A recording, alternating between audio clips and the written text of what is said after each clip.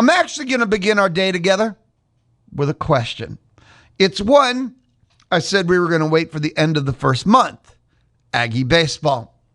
I said, let's not judge based upon 2 series against 2 top 10 teams. I said, hey, let's also take the data for one of the worst teams in the league, Missouri, add in, I would say, fringe top 25 in Vandy, and let's take 40% of the league schedule, i.e. the first month, and then let's ask the question where you're at with Aggie baseball. What are they, Aggie baseball?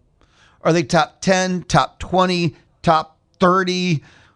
Your expectation. And we have that data now. They took 2 out of 3 from Vanderbilt.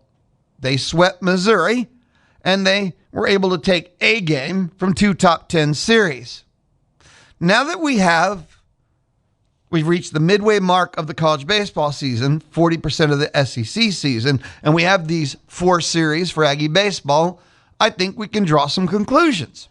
So we begin our day here on the Louis Bellina Show. I'm inside the Charles Schwab studio. Where are you at? What is your expectation? What is this Aggie baseball team? That's your text message question to begin our Monday. I will tell you, Friday night is as fired up, is chest pumping, little adrenaline squirting out of my ears as I've been in a long time. I think Aggie baseball, they sweep Vanderbilt, but Aggie softball, they won Thursday, so they're in control of the series, but they dropped game 1 on Friday, 2 of the series to Georgia, and they had to win their game 3, and they had a 2-1 classic. So having both the Diamond Sports having to pull out their game 3s to win these series, and for both, key series in different ways, and I'm a Diamond Sports guy. I love me both. So it wasn't just, can Aggie baseball really pull off a doubleheader sweep on a Friday? It was, can Aggie baseball really pull off a doubleheader sweep on Saturday? And can Aggie softball bounce back and take that, second game of the doubleheader in a 2-1 thriller? Let us discuss the Friday that was. Yeah, Aggie baseball got it done. Aggie baseball, the story is the offense as always first. I mean, they scored 20 runs on Friday. 8-4, they took game 1 on Friday. Weston Moss, 4 1/3. Not necessarily what you're looking for. Gavin Lyons, who got absolutely destroyed in the Thursday game, comes up pretty big for you in relief with 3 2/3, only a run. Clayton Freshcorn, he's been brilliant. I thought there were times where I questioned that was just a me problem because Clayton Freshcorn was brilliant. He was hit, run, struck out 2. It's just one of those things. He had traffic, but he got the job done. I said he was brilliant. He got the job done. You got the win. 8-4, game over. You took the game. First game of that doubleheader. You gave yourself that chance to win the series. Aggies play long ball well. Grahovic hit his 8th. Partita hit his 8th. And you set up a chance to win the series. You're saying there's a chance. Lou said there's a chance. Aiden Sims gets the ball, who's been good. I question he hasn't been 6 yet. People are talking about Friday nights, and, well, I know his pitching's been good. I'm not an idiot. Some people say I am, but I don't think I am. I mean, we could debate that, but that's not why we're gathered here today. But still, I hadn't seen the ace thing you're looking for in a Friday. I've seen a pitcher who's been real good. And one of those where I go, yeah, next year he's your Friday night guy. Next year, he could be a true ace in the league. But right now, I just think he's a really good pitcher / good. Well, he gets the ball. You've kind of burnt your pitching. You threw everything on Thursday. It's the second game of a doubleheader. Third game in 24 hours. And Aiden Sims was simply brilliant. To say he's what you needed is like the biggest understatement I will make all day, and it's only 11:08 and we're hanging out till 2 o'clock. Aiden Sims, his best start of the year, the best start of any pitcher. 7 innings, because it was a run rule dub, 12-0. So it's only a 7-inning game. You don't need to bring in anyone else. The offense goes medieval, scoring 12. But his performance, he only gives up 3 hits, 2 walks, if I remember right. He goes 117 pitches, and that's another thing to me about, again, 7 innings, 117. That's a Friday night start. You want your Friday night to be able to go deep. Yeah, you want him to shut him out, but, I'm not looking for a guy who ends up with an ERA of 0.00 at the end of the year. That's the start where I went, oh, yeah, that's what I was looking at. It's exactly what you needed. And the offense did what it does, maybe even a little extra. And that was their best game of the year, most complete game of the year. Won, I think, a huge series, keeping their momentum going, as opposed to punting away the momentum right before the Texas series, punting away the momentum. You're at home against Vandy. And it made for an incredible, the biggest statement of the year so far by this Aggie baseball team, easily, is winning those 2 games on Friday. Taking the series after losing game 1 to Vandy, having to win on a doubleheader on Friday. You're a pitching thin, not very good pitching staff. Offense scores 20. Big relief effort on game 1. And Aiden Sims with the best pitching performance of the year in game 2. Biggest statement of the year by Aggie baseball. So, again, I ask, text message, question, call it what you want. I said we were going to wait until the end of the first month. People were jumping off the ship. People were selling their Aggie baseball stock. After the Georgia series, I said, let's wait. Now's the time. Now's the question. Where are you at? How do you feel? What do you think? Call it what you want. What do you think this team is? Now, what do you think they are? Where do you think they're going to go? I think we have data points. I think it's a good discussion. Halfway mark of the season, 40% of the way done with, their SEC schedule. Now, when you start the year with 2 top 10 teams, and I think their toughest part of the schedule still to come, that's a pretty bold statement, Cotton. You got Texas, the number 2 team in the country this weekend. I don't know if they have a tougher back-to-back part of the schedule, but overall, they've got a very, very tough road ahead. I call that opportunity. People that are scared, hold their hands and sit there, go, doomed, we're doomed. It just depends on perspective, I guess. Taking a look, Aggie baseball shot up the rankings from this. They go to 18, D1. I could tell you in the Athletic, when Mitch joins me at 12, he'll talk about it. He moved them from 20 to 14. I thought the time of the year it's at, where I said halfway mark, we could finally have valid conversations about RPI, hosting, things like that. As we enter this week, halfway mark, etc., Aggie baseball is 19. That's just missing out on hosting. If you take a look in the top 16, when you want to talk about a top-heavy SEC, it's even in the RPI. Because in the top 8, there's 5 SEC teams RPI-wise. Alabama 2, Texas 3, Auburn 5, Florida 7, and Ole Miss is 8. And that's 5 of the top 8. 5 of the top 8 are SEC. Now, in the next tier, which is your 9 to 16, only Mississippi State. Only Mississippi State. Kentucky 17, there's A&M at 19. A&M has the 8th best RPI in the SEC, but 6 schools, I expected more RPI SEC. And then 5 of the top 8 are all from the SEC. And A&M has Texas and Auburn and Florida And Ole Miss, yep, they got still 4 of the top 8 teams in the RPI left to play. That's what I mean about the tough part of the schedule remaining. That would be 4 of the 6 series left, or top RPI teams. So, A&M at 19, with their remaining schedule, has every opportunity in the world to host.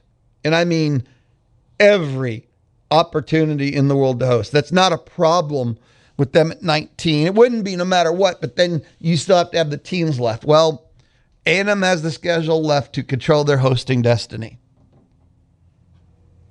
So one last time, text message question. Where are you at with Aggie baseball? Now that we have data points, where do you project? Where do you see them being? And if you want another Aggie baseball question, what do you do at Shane Sadeo? I don't know if you want to bolt Aiden Sims into the Friday role. I guess you could say he earned it. I know a lot of coaches. Are you just going to, here's the options. You just flip-flop them. Sims is now Friday. Sadeo is Sunday. Okay. Do you want to mess with a great thing, which is Sims on Sunday, your undefeated day?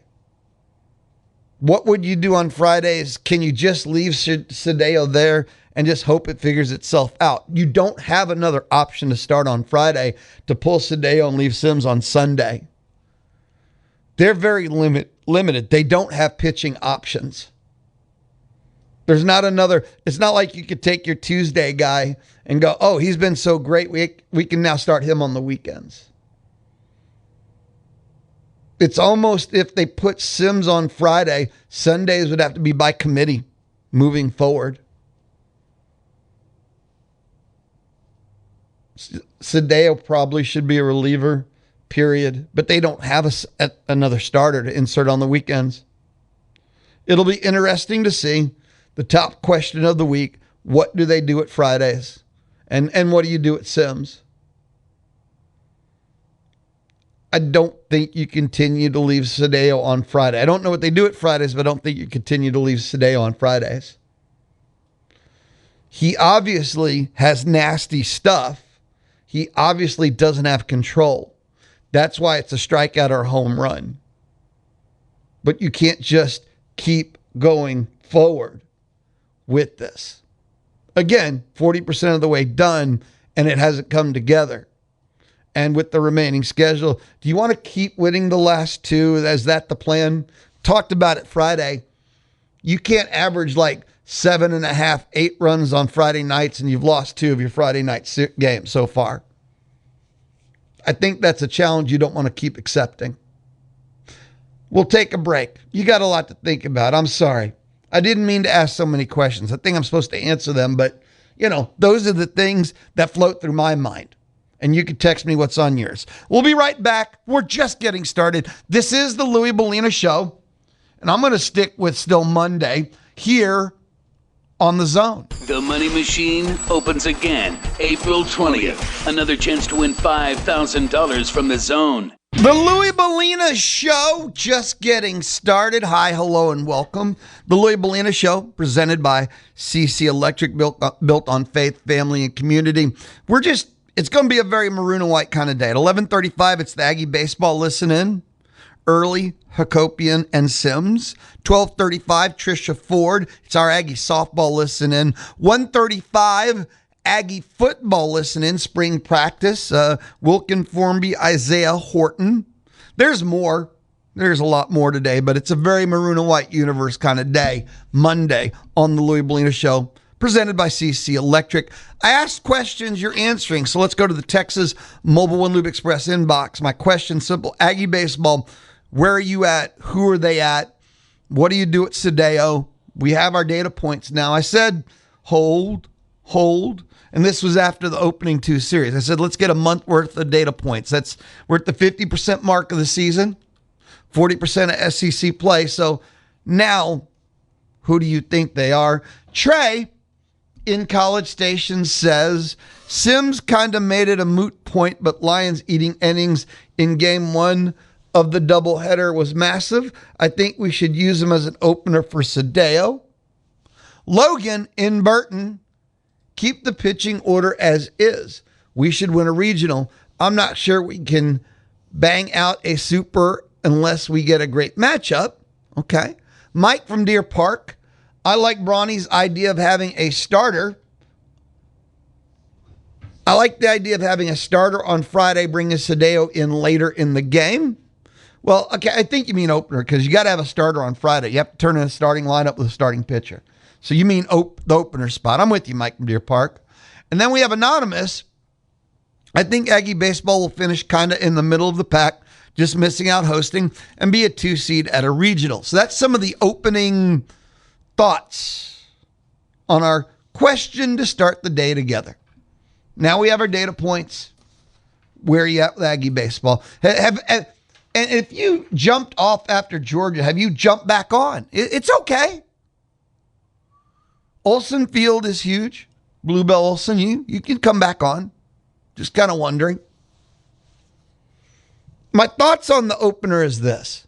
Sure, look, the one thing in all of those was the one person who said, don't change anything. The definition of insanity is doing the same thing over and over and, expecting different results. I mean, look, Sadeo's capable. You look at his strikeout rate. While he's not capable of going 5 innings and he's getting hit really hard, he strikes out 9 in 4 2/3. I mean, it's obvious he has insane stuff. It's also obvious he has massive control issues because 3 strikeouts in a row, home run. 2 strikeouts, home run. Hit, 2 strikeouts, 3-run home run. I mean, you can see what's going on. It's not very complicated necessarily. So, and that's why I don't understand how an opener actually fixes this problem. So instead of him going 4 2/3 and giving up 5, he would just do that in the middle innings instead of the first innings. I don't know. I'm not a pitching coach. How to fix the pitches he's hanging and missing that. Pitchers, MLB pitchers, 96.2% of them miss pitches all the time. And they don't have to get hammered for home runs. They can get hammered for singles and doubles. That's the thing about watching Sadeo and the year he's having, is that when he misses, those pitches get hammered. And I would argue that's not the norm, by the way.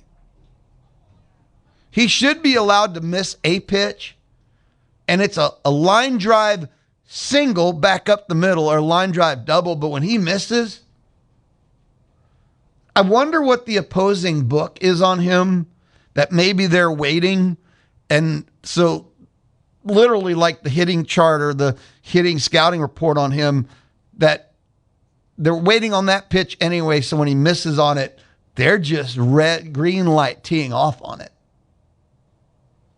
So, but I don't know how an opener fixes his miss rate, hanging rate, whatever it is. But I'm open for anything. Because, again, he's got some crazy stuff. He's missing, I remember a couple of the games I've watched him when he misses. I mean, it's hard to the plate stuff. But sure. Try anything. 979-693-1150. And remember with Gavin Lyons, okay? We talk about his huge game one Friday, but you remember his Thursday appearance. Do they have an opener? Someone who can take, and most openers are 1 inning? Just take off the top of the order? Who do you trust to come in from this pitching staff? Think about it. And not even give up a run, because you don't just want to throw out any arm. Who can come in and pitch the, Friday as an opener and not start you in a hole? They have pitching problems. Because, you don't throw your closer, but who would you trust to just get you through that first inning? Do you want a 2-inning opener like It's more to it than just, throw someone out there. I mean, I'm not saying no, but who on the staff could open on a Friday, face the top of your opponent's order in the SEC, a potential top 5, top 10 team, and not start you trailing? That's not your setup or closer. Just a thought. 979-693-1150. 979-693-1150. And again, the question of the right now is pretty simple and straightforward. Aggie baseball, you just tell me where you're at with them. Your expectation projection. The person that said 2 seed, they're at 19 now because I looked at RPIs. That was one of the big things for me personally was RPIs. I thought we could. We're 50% in. A&M's at 19, and with their remaining schedule, they control their own RPI destiny. That is not a problem. I think they face 4 of the top current 8 or 9 RPI. So that's not an issue. They can host if they want to. Tons of opportunity. Don't think about top 25 polls. The RPI, what they have left to play, tons to gain. Like, take 2 out of 3 from Texas this weekend. You'll be all right. I think you'll make a nice leap. And this offense keeps proving the one point I've made the whole time. This offense is good enough to mash and bash their way to a super. And then fights are about matchups. Depends on who they get matched with. If they get matched up with one of those light hitting and they think they're going to win every game 3-1, I'll take this offense versus those 3-1 teams. Because that would be an advantage to A&M's pitching staff facing a no-hit offense. And if you think you're going to pitch this team and hold them to 3 runs, I'll take the challenge. Now, I actually don't want to face other offenses that will slug with you just because they can have average pitching, but against A&M's pitching, they're another team that makes a super because they slug with you at your level. I don't want that matchup. So once you get to super, it's really about the matchup. It's not even about the ranking. It's about the matchup. Styles make fights. NCAA tournament basketball, right? It's about matchups. I think it'd be the exact same thing for Aggie baseball in a super. You get down to a 3-game series in a super. At that point, you talk about thinking way too far ahead. How could you not throw Aiden Sims in game 1? Are you going to throw an opener and then try and do bullpen by committee in a game 1 of a super? Some thoughts. Way too early talk super, I know, but we're sports fans and that is what we do. I'm going to grab a timeout. When we come back, we're going to hear from Michael Earley, Chris Sakopian, Aiden Sims. It's an Aggie baseball listen in after that doubleheader sweep Friday. And I'm telling you, Friday night, man. Aggie baseball finished the doubleheader sweep to take the series. Aggie softball had to win a 2-1 game against number 11 Georgia to win their series too. I had trouble sleeping. I was really dang fired up. This is the Louis Bellina Show from inside the Charles Schwab studio, Monday on The Zone. The Louis Bellina Show, presented by CC Electric. Don't ask unless you want the truth, because you can't handle the truth. Weekdays, 11 to 2 on The Zone. The Louis Bellina Show. Rush, back on tour, new drummer. Took a look at ticket prices, insane. Still just find myself going, but it's Rush. You got to go, dude. I think I've seen them seven different times. They've been around a long time, so 7's not as high as you think it is. Relax. Time now, the Louis Bellina Show, presented by CC Electric. They have free estimates. They do military and veteran discounts at CC Electric. Time now for our Aggie baseball listening. Michael Earley, Chris Hercopian, and then it all wraps up with Aiden Sims. Coach always said to the pitching staff as a whole after last night that, all of this is after the doubleheader sweep of Vanderbilt.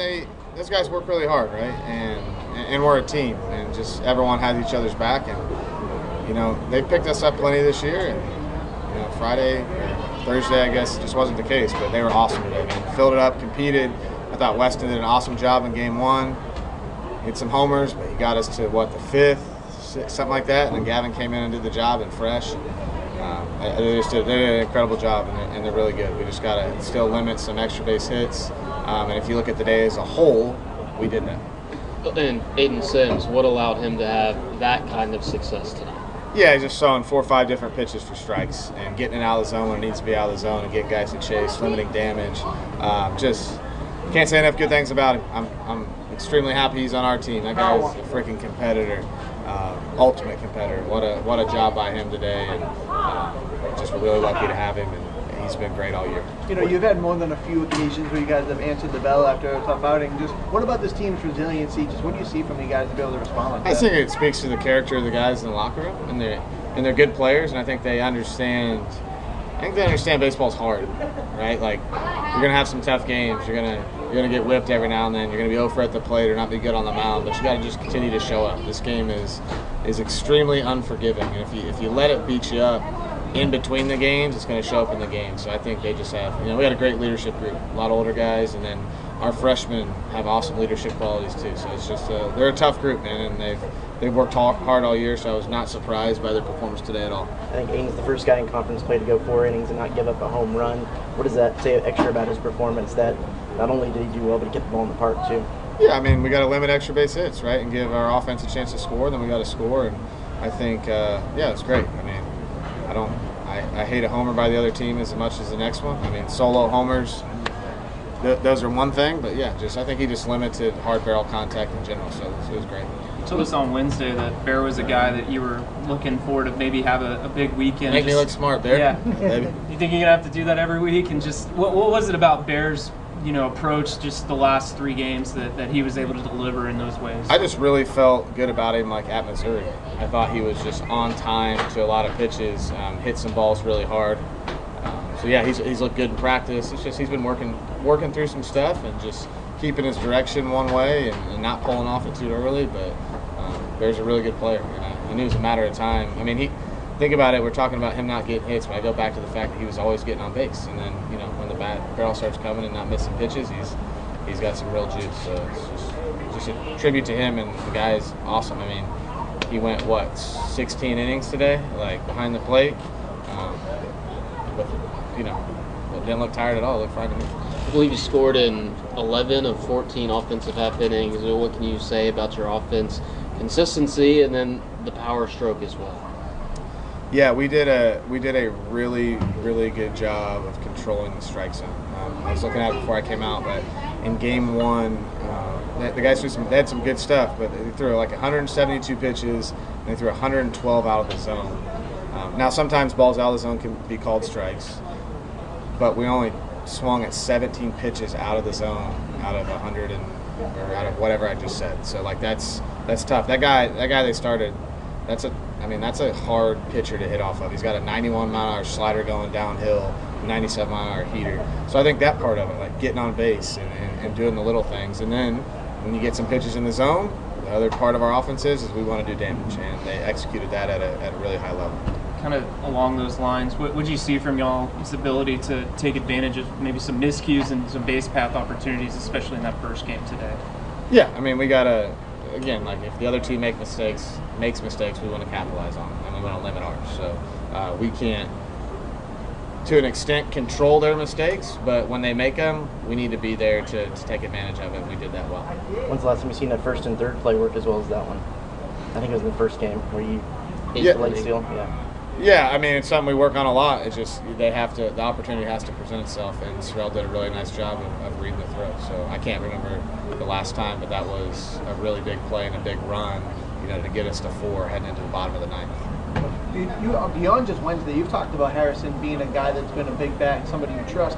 How much is that just knowing the player, what the work he's put in, and how much is that like analytical based, like, hey, we're seeing good things, good at bats from him? It's more about knowing the human. I mean, I love Bear to death. He is just it's such a pleasure to be able to coach him. He's an awesome kid, and he's a really good player. So he's, you root for everyone, right? And you got a guy like Bear that just literally does everything right from the moment, he goes to bed, wakes up in the morning, and comes through here. He's just a phenomenal human being and like a super talented player. So I just have a ton of belief in him. With Lyons in particular, just what was it about him today that he was able to really get into a groove, especially after last night? He got a little roughed up in his short outing. Yeah, he just, to me, like, he left that slider up on the homer, and he didn't do that today. He was able to locate his pitches, get his cutter to the other side of the plate, get his heater where he needed to get it. I had a couple times he got down in the count, he got right back in the count. So he just more consistent in the zone and getting that breaking pitch down into the other side of the plate. Last night to today, when you talked to the pitchers, was it a discussion, or was this something that they did they knew what was up and they did this on their own? Yeah, I mean, we briefly talked after the game, and then JK talked to him. He does a really good job with them, getting them back, even keel, and they know we need them to be good, right? And I don't think me necessarily screaming and yelling at them or things like that. I let the guys who do their job, and they did. And not only our coaching staff, but we got players on the team. Like, these guys want to win, so and they know what to do. They just have to do it, and they did. Going back to the first game, I forget what inning it was, but a mound visit with Weston Moss. Was he dealing with anything a little extra today? I think he was just a little dehydrated. Yeah, just a little dehydrated. Body was getting tight, so just give him a breath. And I always trust the player, right? We thought his stuff was good. So in SEC, we get the privilege of having pitching metrics, so it gives you a really good idea if something's wrong with the guy. Everything looked great. He said he was fine. I just got my butt off the field. Chris, I think you guys scored in 11 of the 13 offensive half innings. So what about this offense allows it to be so consistent like that?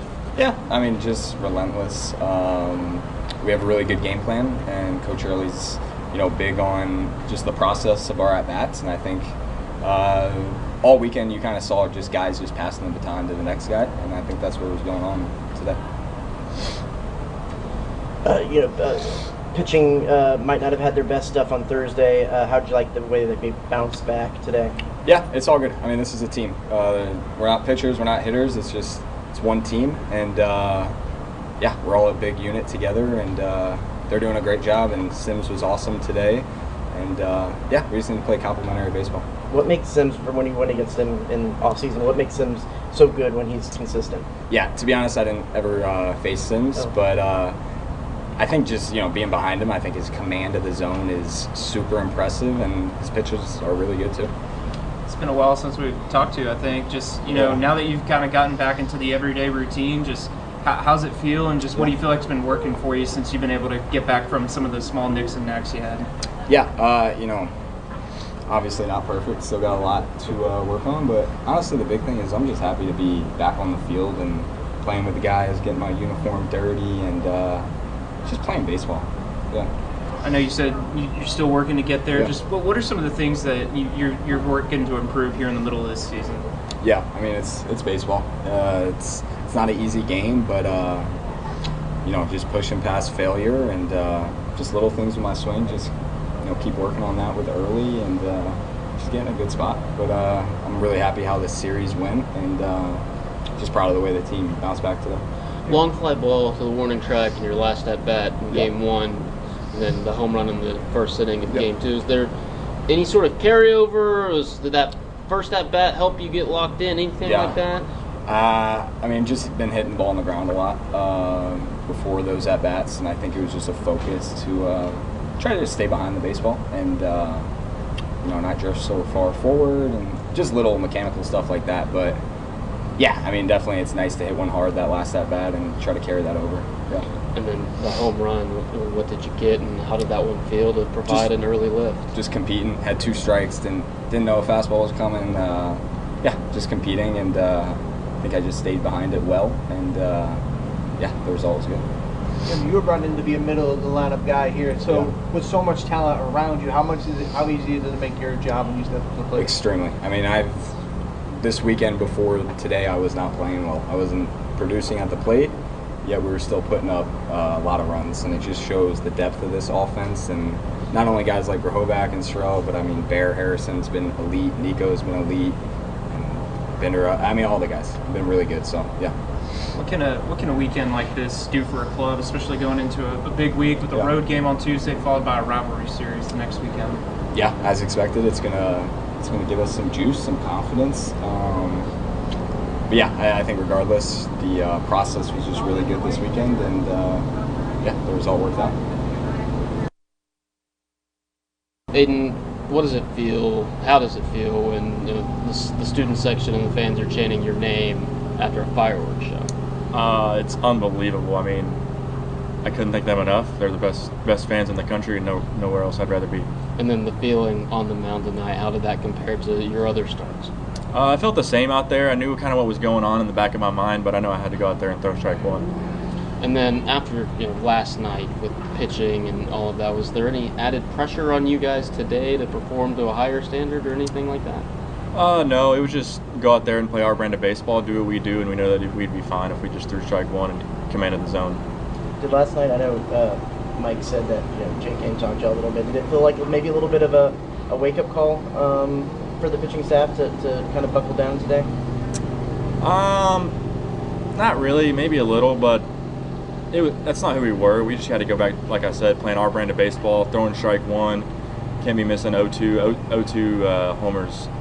Never are good. So tonight I really tried to execute 0-2, and they really helped me out. And how satisfying is it to go through and start? I mean, I know this is a home run ballpark, but to keep them all in the park. It was awesome. There was some out there that they hit, and I was like, watching them, kind of squinting, but outfield got me, and they weren't over the fence. When was the last time you threw 117 pitches in a game, and just how'd you keep it going into those latter innings today? It was probably my sophomore year of high school because I had surgery my junior year, and senior year I was kind of limited to when I was throwing. And what was your other question? Sorry. Just how did you feel like you were able to keep things going as you got into the deeper pitch count and into the later innings? Not knowing what was on the line, but how much my team needed me and how much the win would really help us out and step forward in the right direction. Well, there's been a few times this year where you've kind of been the settler, you kind of settled everything down, went out there and gave a good performance. How much is that in your mind, or is it just go out there and pitch like every game's every game? It's just go out there and pitch like every game's every game. I mean, I feel like I go out there and it doesn't matter what the series is. It could be 2-0 or 0-0. I still got to go out there and throw strike one. Shane's had a bit of a tough go here in some of his SEC starts. Just what's been some of maybe the encouragement you've tried to tell him to get him back on the right path? I think Shane's been outstanding. It's just I don't really have anything else to say. I think he's been great. Yeah, what's to that? How, as a pitcher, when you are going out there and getting a lot of swing and miss, but then solo home runs just kind of go back to back, how frustrating is that? How do you kind of weigh an outing like that when it's just kind of solo home runs as the differentiator? I don't really think that's a bad thing. I mean, you throw a pitch in the zone, those guys get paid to hit, and we get paid to pitch. So I mean, people are going to hit it over the fence, and we're going to strike them out. It goes either way. So it's just baseball. What's Gavin Lyons really brought to the table, and just what he's been able to afford to you guys in the appearances that he's had, especially today? Me and Gavin have, munching on those cigarettes, we've gotten a lot closer over the past year. I think we're the closest two people on the team, and we have been nothing but amazing to each other. We're throwing partners. We learn from each other every day. It's like he's a sophomore class, but he doesn't act like a sophomore, just like all the other kids around us. I think we're a very mature staff, and that helps out a lot. Well, as someone that knows him very well, then where's the biggest growth that you've seen in his game that has allowed him to step into those kind of roles? Just being who he is. I feel like a little bit last year it kind of got away from him. I mean, it got a little bit away from me too, going out there as a freshman. It's a little tough, but he got back to playing how he was, and it's been awesome to watch. That wraps up our Aggie baseball listening. We started with head coach Michael Earley, and then it was Chris Herkopian, and we wrapped things up with Aiden Sims. Again, our Aggie baseball listening at 12:35, Aggie softball listening at 1:35, Aggie football listening, and I'll be right back. 3 minutes and like 42 seconds. This is the Louis Bellina Show, presented by CC Electric, Monday on the Zone. Each Wednesday at 10, join TexAgs Live for the Recruiting Country with Bronny and Jason. Oh, yeah. Brought to you by American Monument Bank. Whoa! And only What is this? On the Zone. The Louis Bellina Show, almost done, not quite. Our number one question on the table is pretty simple. The question on the table is, what question? I have a text message question started right at the beginning of our day. Aggie baseball, we have our data points. Where are you at? Pretty straightforward. They've won 2 series, lost 2 series. The only 2 series they've lost are to 2 top 10 teams. I will argue that they could have swept the OU series. They should have won the OU series. They swept one of the worst teams in the SEC, and they took 2 out of 3, dramatic fashion. I think hell yeah type fashion, personally. Another team that is not too far off from who they are, that was Vanderbilt. 40% of the SEC schedule is done. Brutal stretches left remain. Who are they? What are they? A number 1 they'll be hosting. Number 2 seed going to a super. Are we going to see them in Omaha? We have enough data to make our first round of conclusions that we will change with every single game and every weekend. That's being fans. It's what we do. That's okay. But people are jumping off. We're done. We're toast. This is bad after the first 2, and I thought that was premature. So 979-693-1150. UConn, Michigan. I did not have that national championship game. My bracket, this was a strong year. I didn't go purely chalky chalk, but I did have many favorites doing well. I had Zona as the national champion, and Michigan punched them in the face, and Arizona bled to death. So I did not have this national championship game.